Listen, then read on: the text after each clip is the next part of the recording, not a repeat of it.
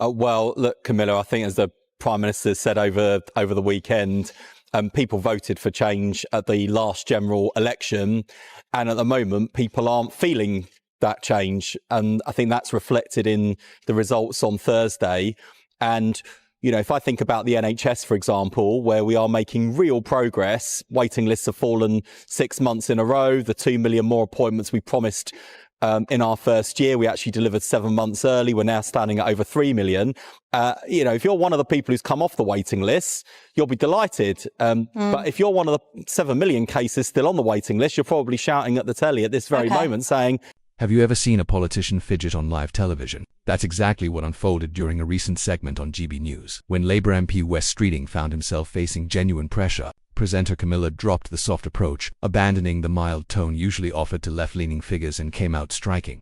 Her queries were sharp, pointed, and unyielding. With barely a moment to recover, Streeting looked shaken, scrambling to defend Labour's fragile reputation and an expanding list of divisive proposals. Before moving on, tell us, are you enjoying the video so far? If so, please take a second to like and share it, and don't forget to subscribe to our channel. Now, let's return to it. You'll be delighted. But if you're one of the 7 million cases still on the waiting list, you're probably shouting at the telly at this very moment saying, don't tell me things are improving, I'm still waiting. So it's a good example, whether it's waiting lists, whether it's interest rates falling, whether it's wages rising faster and higher than inflation. These are moves in the right direction. Will people be feeling the benefits of that yet? No. That's why the Prime Minister said he wants to go further and faster on delivering real improvements that people feel. Because if they don't feel it, by the next general election, they will look for change elsewhere. Political interviews often seem like they're running on autopilot. The host delivers a list of routine questions, the politician sticks to their carefully memorized answers, and the exchange usually ends without uncovering anything fresh or significant. But what happens when a presenter decides to ignore the script?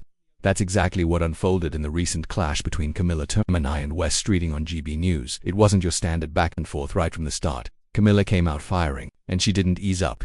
Instead of warming up with polite chatter, she went straight to the figures.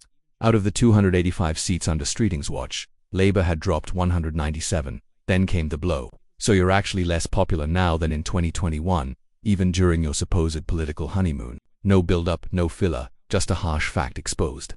It was a dramatic departure from how political exchanges usually unfold, where guests are typically allowed to slide through with polished phrases and tidy evasions. Camilla wasn't tolerating any of that. Whenever Streeting attempted to pivot to his familiar talking points, she interrupted, pushing him to confront the real concerns voters think about. She didn't just hit him with sharp queries. She brought evidence. Citing Labour MP Dan Carden, she painted a grim picture of daily life: stagnant wages, soaring costs, crumbling high streets, and services stretched thin, all while politicians deliver hollow promises. Suddenly, Streeting wasn't only defending Labour's positions, he was battling criticism from inside his own party, and the strain began to show. When he tried to counter with statistics about rising pay and shorter NHS delays, Camilla pressed again.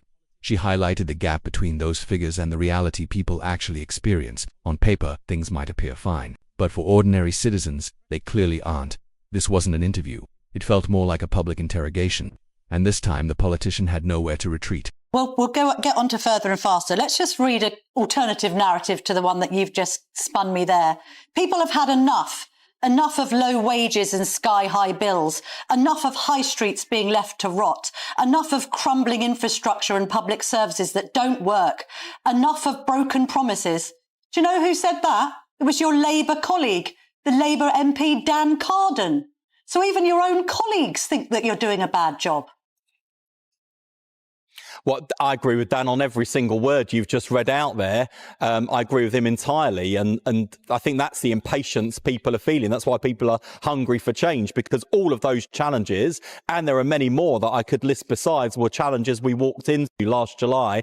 And turning around the country with multiple and deep crises does take time. So the impatience that people are feeling, I feel, and that's one of the reasons why, in my day-to-day work, I'm constantly driving to go faster. I'm always being told by people to slow down. I'm going harder. Most people still aren't noticing any meaningful improvement. If you're one of the 7 million waiting for NHS treatment, you probably groaned or even shouted at the screen when someone claimed things were getting better. Camilla wasn't tolerating any of it. She said what so many are thinking, straight to his face.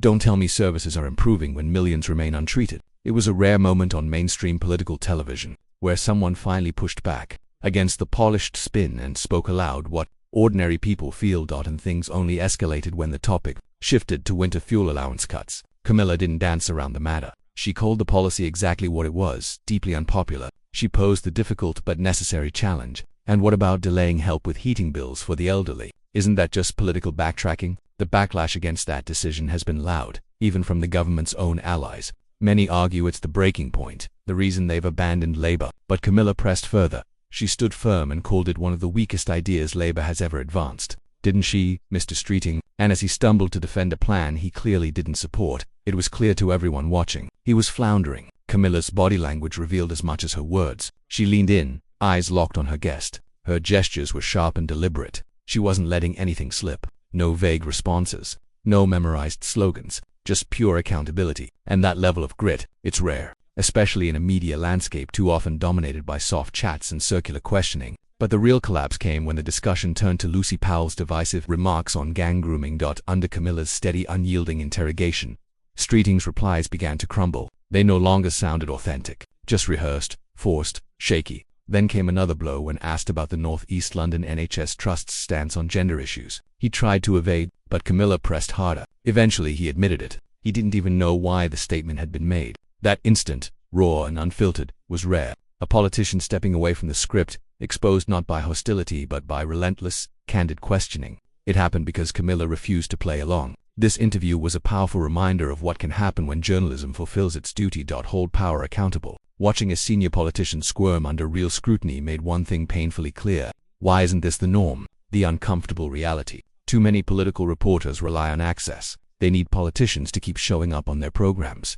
and pressing too hard can damage those ties. But when access outweighs truth, the public bears the cost. Camilla proved there's another path, a better path, one where honesty matters more than keeping relations smooth. And if we care about democracy, we need more of that. Because the real danger isn't the occasional easy interview. It's that political journalism has drifted toward comfort and convenience, not accountability. When that happens, democracy doesn't collapse overnight. It erodes, piece by piece. Where Streeting's discomfort wasn't a slip, it was proof that rigorous interviews work. And it's exactly what we should witness more often, not less.